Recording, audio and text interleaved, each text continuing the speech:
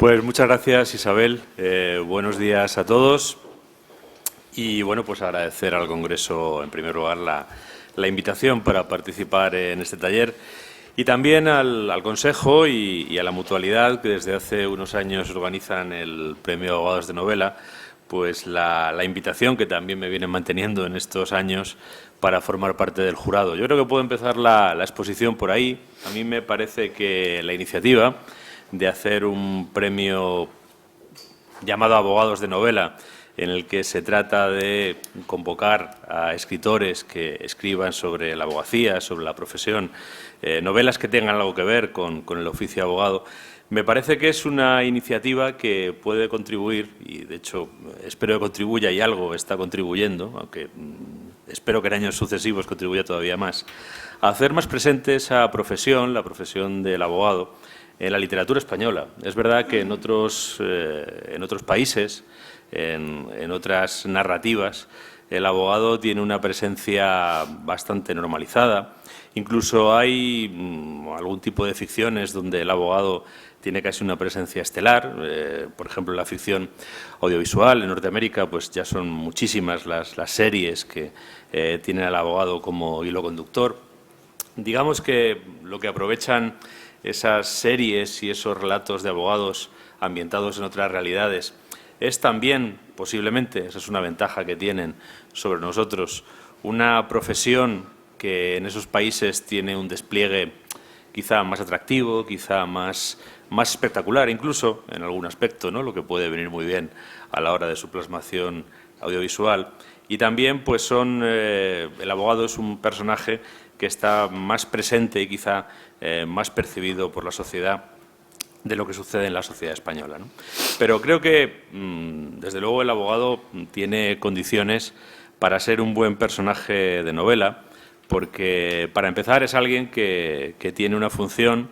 que está permanentemente conectada con los problemas de la sociedad, es alguien que interviene una y otra vez en conflictos, es alguien que intenta aportar cuando puede y también cuando está a su disposición su contribución para esos conflictos, tratar de resolverlos de una manera constructiva. Y todo eso son argumentos que pueden desarrollarse y pueden desarrollarse narrativamente. Yo personalmente tengo que decir, y lo digo casi de entrada, que quizá por haber sido abogado y también ser escritor desde siempre, es decir, por haber simultaneado durante muchos años las dos profesiones, aunque entiendo y aprecio y considero en términos abstractos que el abogado es un buen personaje literario, yo personalmente no he tenido mucho la inclinación de hacerlo. Quizá para escribir novelas, al menos ese es mi caso, uno necesita una cierta distancia de los personajes que forman parte de sus ficciones, ¿no? Yo trabajo mejor con ficciones protagonizadas por personajes que no tienen mucho que ver conmigo y, desde luego, que no tienen que ver con mi ámbito profesional. Escribo muy poco de escritores y escribo prácticamente nada de abogados. Los personajes de mis novelas son otras cosas, son cosas que yo no he sido.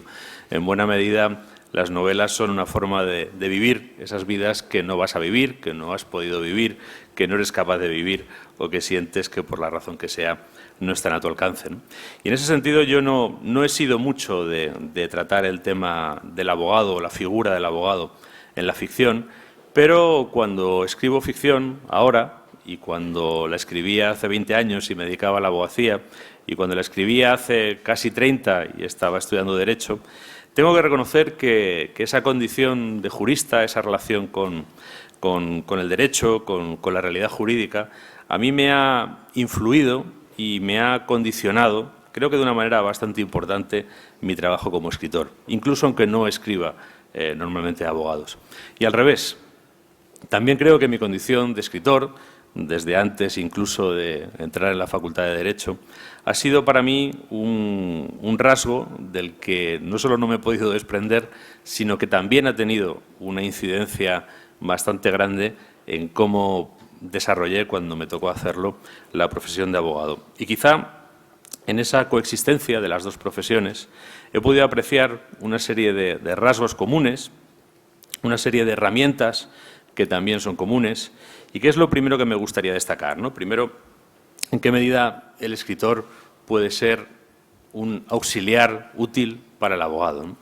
Cuando yo empecé a ejercer la profesión, bueno, tuve una carrera profesional un poco particular. De hecho, cuando terminé la carrera no me dediqué a la abogacía, me dediqué a algo bastante diferente, como es la auditoría de cuentas. De ahí pasé a dedicarme brevemente a la asesoría fiscal y de ahí ya empecé a dedicarme a la asesoría legal en un despacho.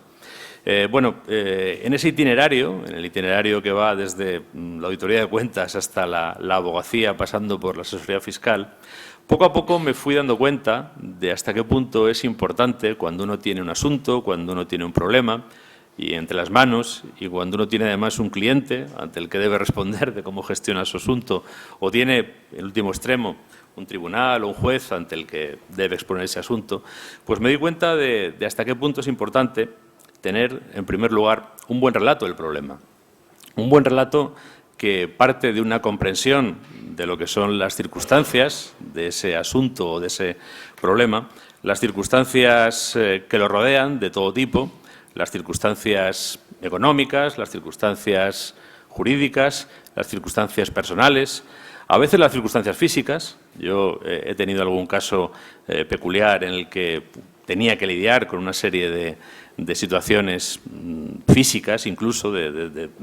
tecnología, de máquinas, de daños,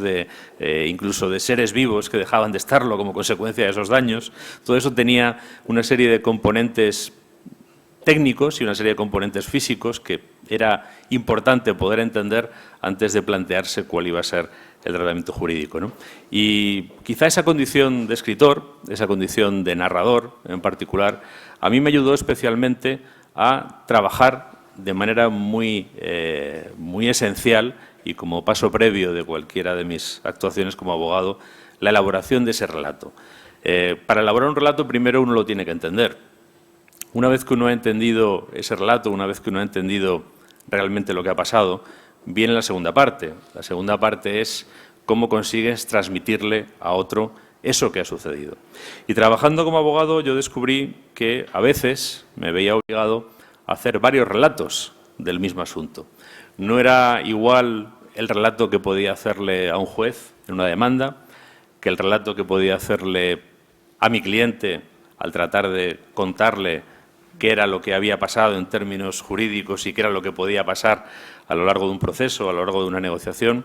ni tampoco es el mismo el relato que puedes hacer cuando tienes un interlocutor, como puede ser, por ejemplo, otro abogado con el que estás, digámoslo así, en una igualdad de condiciones, ¿no? Tenemos el mismo problema, pero ese problema puede tener varios relatos simultáneos. Y creo que para todo eso es útil la habilidad o el oficio del escritor. Yo empecé a escribir literatura muy joven, con 13 o 14 años. Durante 5 o 6, como supongo que nos pasa a todos los escritores, busqué mi voz de muchas maneras diferentes, ensayé múltiples posibilidades y yo creo que empecé a sentirme cómodo y empecé a sentirme seguro como escritor cuando me di cuenta de que ante todo lo que tiene que buscar un narrador es ser capaz de comunicar al lector y ser capaz de comunicar al lector al que se está dirigiendo aquella historia que uno tiene para transmitir. Bueno, pues digamos que también como abogado esa habilidad de tratar de contar la historia y de hacerla llegar al interlocutor, incluso cuando ese interlocutor era diferente en cada caso, a mí me pareció uno de los elementos más importantes de la profesión. También el escritor tiene una dedicación especial al estilo, a la forma de contar, no solo al qué se cuenta o al qué se dice, sino al cómo se dice. Y la verdad es que también, mientras he trabajado como abogado, me era imposible sustraerme a esa vocación de estilo. Yo a veces veía en los documentos que pasaban por mis manos, pues veía formas de comunicación y formas de expresión que tendían a estar más bien influidas o situadas en el terreno del estereotipo. Incluso me encontré con muchos compañeros, alguna vez incluso tuve alguna discusión al respecto, que sostenían que lo que uno tenía que hacer tanto en la escritura forense como en otros ámbitos de lo que es la escritura del abogado, era mantenerse lo más ceñido posible a ese estereotipo, porque el estereotipo daba seguridad, el estereotipo daba inteligibilidad para quien tenía que leer ese documento. Bueno, yo personalmente me puedo equivocar y es quizá una primera idea que pondría sobre la mesa para el debate, ¿no? Pero nunca pensé que el estereotipo fuera una ventaja. Nunca me pareció que recurrir a esas fórmulas y mantenerse en ese plano, digamos, estrecho de expresión fuera una ventaja. Naturalmente, una demanda no es espacio para dedicarse a la prosa florida, ¿no? Y cuando uno lo hace, pues quizá corre el peligro de causar una impresión que no es la impresión que tienes que causar. Pero me parece que hay otras posibilidades, que hay alternativas al puro estereotipo y que incluso un escrito forense, incluso el escrito forense más formal, gana cuando el que lo está escribiendo tiene una vocación de que ese texto sea lo más claro, sea lo más persuasivo y sea incluso lo más bello posible dentro de lo que puede permitir esa función que está desarrollando ese escrito, ¿no? Lo mismo con cualquier tipo de exposición, ¿no? Cuando yo veía a compañeros informando en un juicio con una retahíla rutinaria de muletillas de entrada, de gerundios, de sinónimos de estos un poco forzados que a veces se usan en el lenguaje forense, me parecía siempre mucho menos eficaz que cuando alguien informaba de una manera natural, de una manera fluida, de una manera que podría ser pues, el discurso que se estuviera dando en cualquier otro ámbito. Digamos que, por tanto,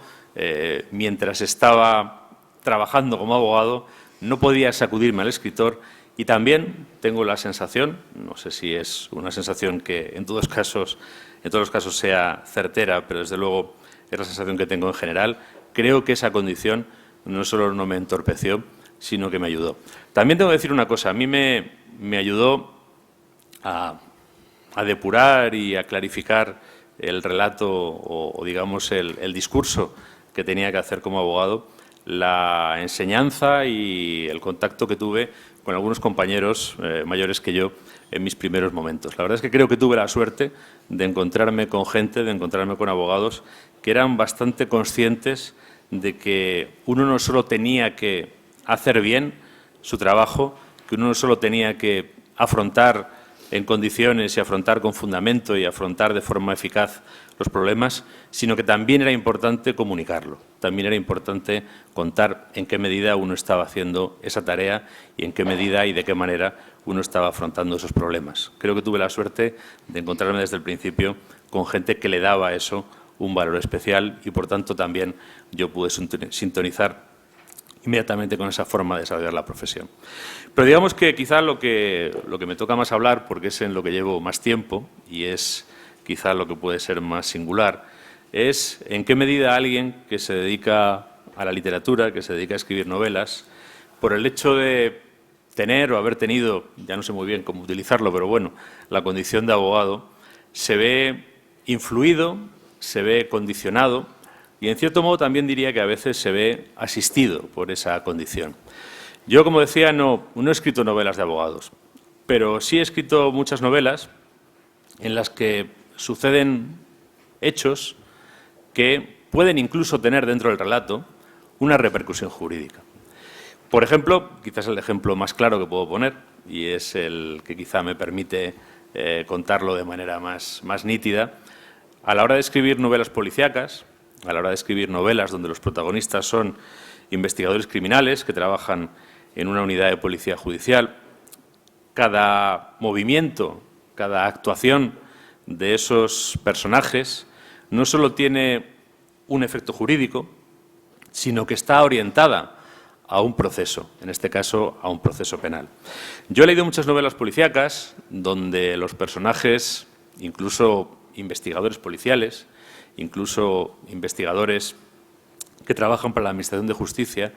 parecen trabajar con enorme libertad, con enorme soltura y sin plantearse nada más que averiguar la verdad. La verdad, y digámoslo de una manera sencilla, cazar al culpable, ¿no? Quizá por mi condición de abogado, yo nunca me he podido plantear así mis novelas policíacas. Mis novelas policíacas lo que cuentan es el trabajo de unos guardias civiles, en este caso, que intentan conseguir, a través de procedimientos legales, pruebas que puedan ser válidas en un proceso.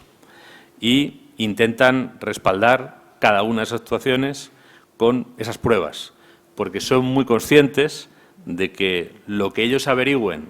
y no esté respaldado por esas pruebas, de que lo que ellos averigüen, yendo un poco más allá, y esté respaldado, por ejemplo, por pruebas que no sean válidas o por conductas que sean impugnables, pues lo que van a conseguir no es la finalidad que procuran, que no es cazar ni condenar al culpable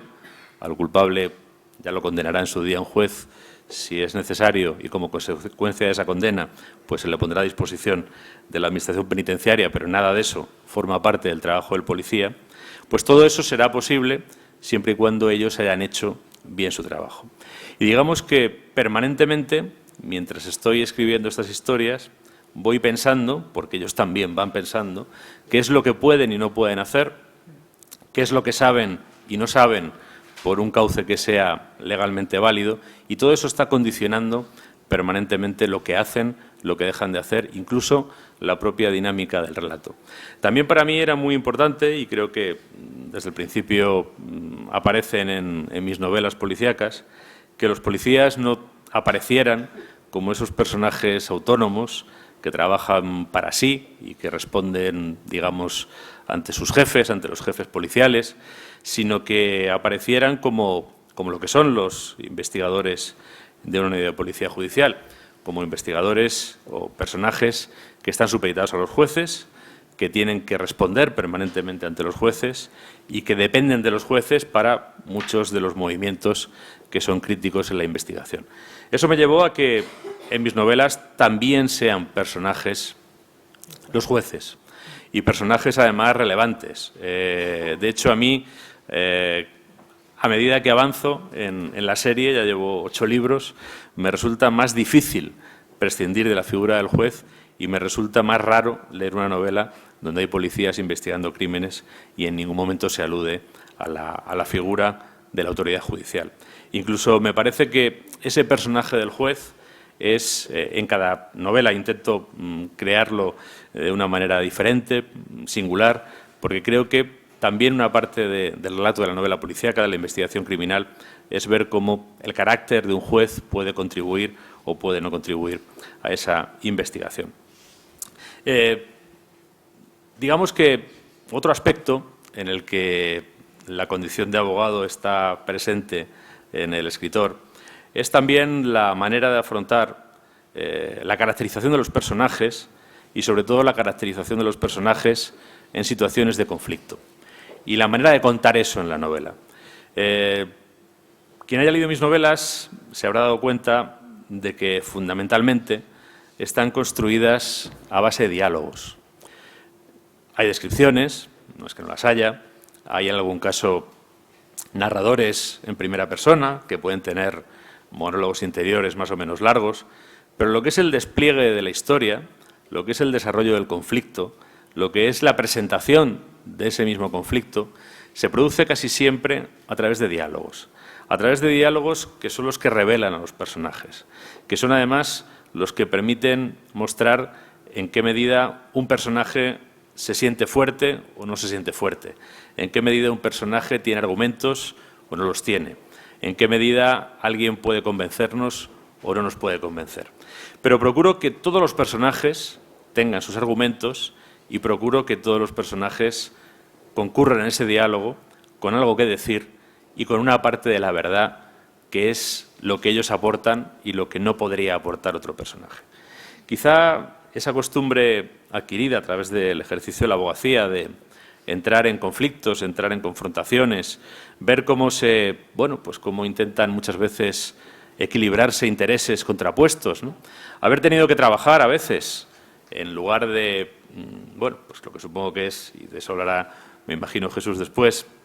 lo que creo que cualquiera que lleve un poco de tiempo ejerciendo la abogacía sabe que es el ideal, que no es acudir a un juicio para que un tercero establezca una solución, sino que lo ideal es tratar de encontrar ese punto de encuentro que pueda existir entre las partes y encontrarlo voluntariamente, ¿no? Pues cualquiera que haya tenido la experiencia de haber contribuido a buscar ese punto de encuentro, también tiene la experiencia de buscar el punto de razón que tiene el de enfrente y, incluso lo que es un poco más difícil y es un poco más delicado, a aceptar, y en un momento determinado, sobre esa aceptación, poder producir una renuncia, cuáles son las partes o cuál es la fracción de nuestras posiciones y de nuestros intereses que a lo mejor no podemos sostener, que a lo mejor en un momento determinado tenemos que ceder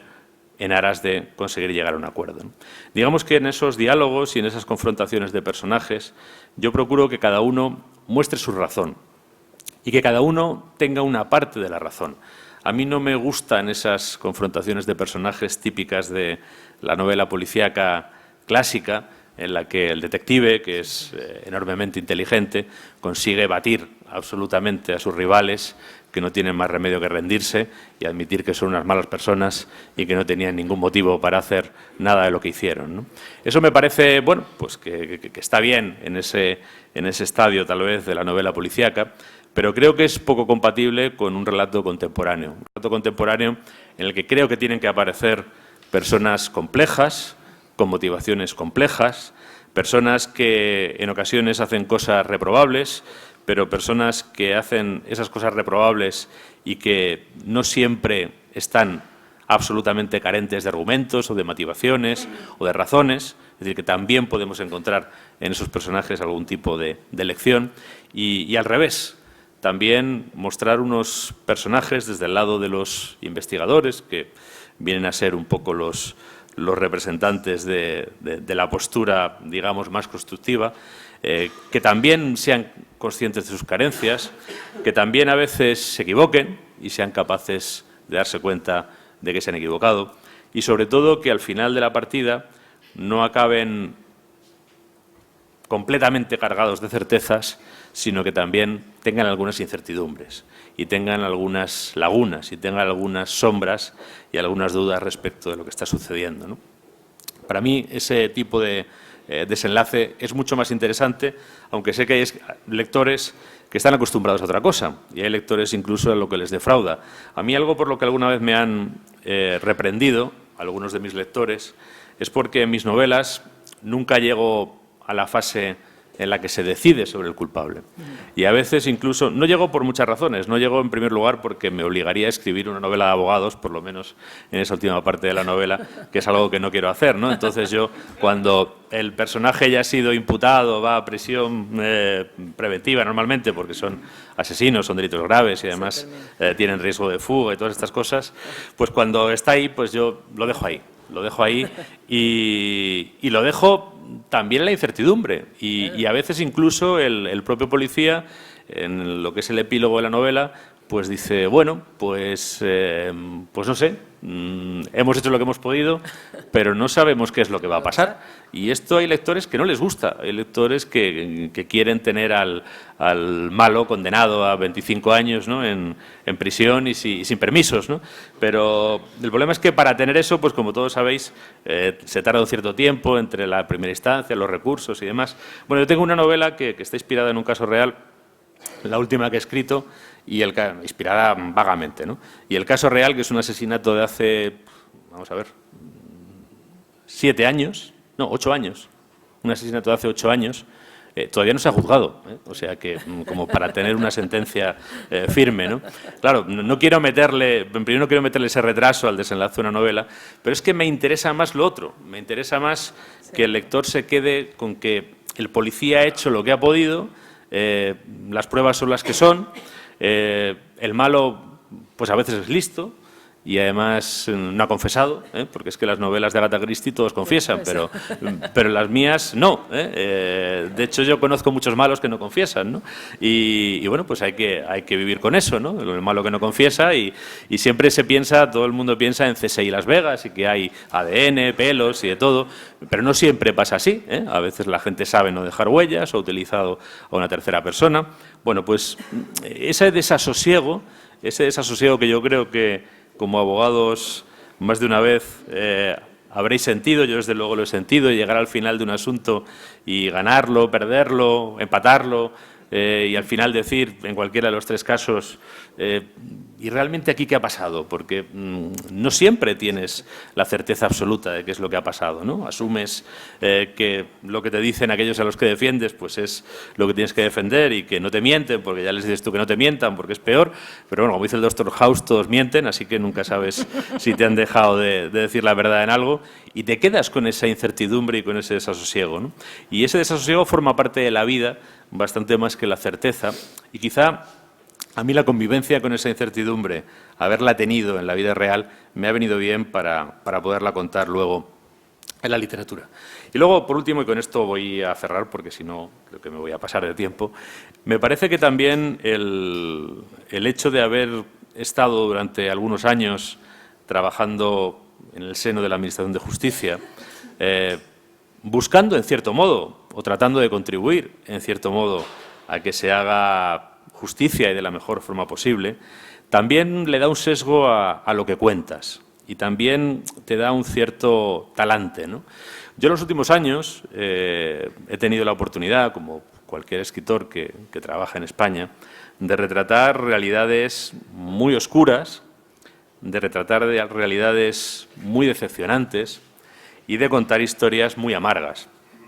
Es muy amargo buena parte de lo que ha pasado en España en los últimos años, ¿no? Y una literatura que refleje esa realidad, que pretenda ser un cierto espejo de lo que acontece alrededor del escritor, no puede por menos de mirar a esas realidades que son realidades oscuras y que son realidades que no son alentadoras, ¿no? Pues, no sé, cuando uno escribe, por ejemplo, sobre corrupción, da igual corrupción privada, pública, policial, judicial. Cuando uno escribe sobre corrupción, pues trata con un asunto realmente triste y deprimente, ¿no? Cuando uno escribe sobre las razones por las que la gente decide quitarle la vida a otras personas y que son razones, pues en general, mucho menos espectaculares que las que hay en las novelas norteamericanas de psicópatas y demás, ¿no? Son razones a veces tan prosaicas como que una persona estorba o como que una persona genera un riesgo o una situación que aquel que decide matarla pretende evitar, ¿no? Cuando uno se enfrenta a todo eso, la tentación es tener un talante escéptico de entrada y a nada que uno se descuide, cínico. Y es muy fácil, pues, caer en ese discurso en el que una y otra vez uno va mostrando la fealdad y la mugre de la sociedad y de las personas y el discurso, pues, es un discurso puramente amargo y destructivo, ¿no? Yo nunca me he querido quedar en ese discurso. Creo que constatar todo eso que existe y constatar todas esas realidades adversas no nos obliga a caer en el cinismo. Probablemente nos obliga a un cierto escepticismo, eso es un poco difícil de evitar, pero creo que el cinismo no es obligatorio. Y algo que yo también he intentado buscar, y quizá forma parte, pues, de esa experiencia de, en cada momento, desde donde uno estaba, tratar de contribuir de la mejor manera a que las cosas fueran lo más justas posible, pues también he querido en mis novelas retratar esos esfuerzos que hay en la sociedad y esas personas que con su trabajo de cada día nos ofrecen alguna esperanza frente a quienes hacen lo que no deben, frente a quienes engañan, frente a quienes se corrompen, frente a quienes dañan, frente a quienes abusan. Están quienes genuinamente, honradamente y con convicción se sacrifican por los demás e intentan luchar por hacer un mundo un poquito mejor. Dentro de una parcela que siempre es limitada, nadie puede resolver los problemas de la sociedad, nadie puede, en mis historias de hecho, nadie puede resolver el problema principal, que es la muerte de una persona, que es algo irreversible de entrada, pero sí se puede, aquellos que asumen ese sacrificio, aquellos que deciden echarse a la espalda el tratar de cambiar la pequeña parcela sobre la que tienen alguna influencia, sí pueden aportar pequeños esfuerzos para que por lo menos el mal quede contenido o poco a poco y paulatinamente pueda revertirse. Y yo no he querido dejar de contar la vida de esos personajes y no he querido dejar de mostrar esos personajes en mis novelas. Esto es quizá más incómodo que cuando uno decide adoptar ese papel de estar de vuelta de todo y de no creer en nada. Eso es mucho más cómodo y quizá en la novela negra tiene más prestigio. Pero a mí me parece que es importante esa apuesta y esa apuesta incluso yo la he hecho cuando era difícil. Y la verdad es que a mí, por ejemplo, una de las cosas que ahora me reconforta cada vez que sale es, bueno, yo no me fijé en los guardias civiles por casualidad, me fijé en ellos porque llevan 171 años entre nosotros, porque su historia es larga y compleja y ha tenido muchos avatares, pero entre esos muchos avatares creo que muchas veces, en muchas circunstancias, importantes y no tan importantes, grandes y pequeñas, muchos guardias civiles, muchos humildes guardias civiles, se han dejado la piel con la convicción de ayudar a sus semejantes, ¿no? Y por eso los elegí, la verdad, no porque tuviera ningún vínculo con ellos, que no lo tenía, sino porque me parecieron unos personajes extraños, unos personajes raros dentro de la sociedad española. La sociedad española es la sociedad del Lazarillo, es la sociedad del patio de Monipodio, de Rinconete, de Cortadillo, de jugadores de ventaja, pues unos tipos que deciden que por poco dinero van a trabajar muchas horas para tratar de proteger a los demás, son tipos raros, ¿no? Y esos tipos raros, la verdad es que a mí me han dado muchas alegrías y por eso pues me alegra comprobar que una y otra vez, la última vez ayer, la Guardia Civil, los guardias civiles, son los servidores públicos más valorados por los españoles. Esto hace 20 años, cuando yo empecé, no era tan fácil, pero me alegro de que los españoles hayan echado abajo algunos estereotipos. Muchas gracias. Gracias.